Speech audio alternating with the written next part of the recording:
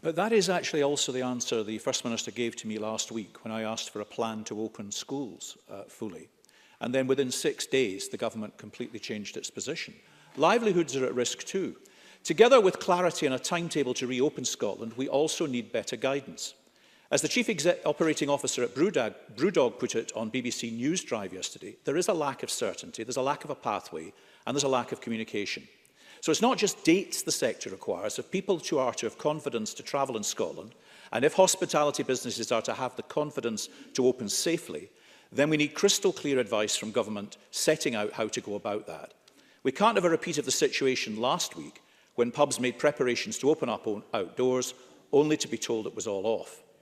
Whenever we do open up, can the First Minister commit to giving clear guidance and giving the sector the certainty and the time they need to prepare?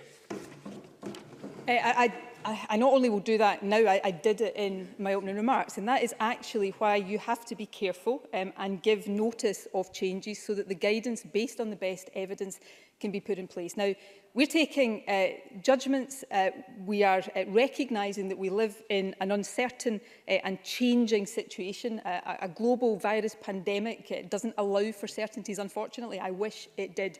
But at every stage, we are putting the safety of the country at the heart of everything we do. Jackson Carlaw mentions schools, and I think in some ways the debate on schools sums up, if I may say so, the real problem at the heart of the approach Jackson Carlaw is taking.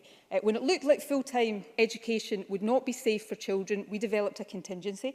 But now that our progress against the virus makes it possible, we are planning for full-time education.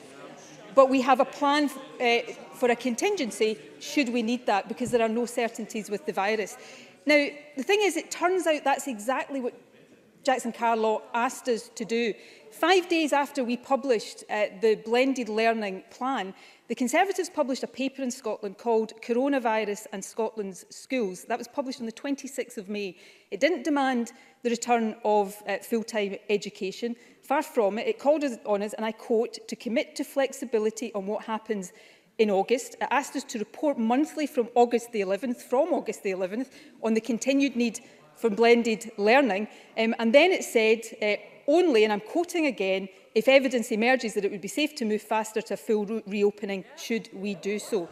So what the Tories are criticising us for now is, it turns out, exactly what they called on us to do. And I think that sums up Jackson Carlaw's approach.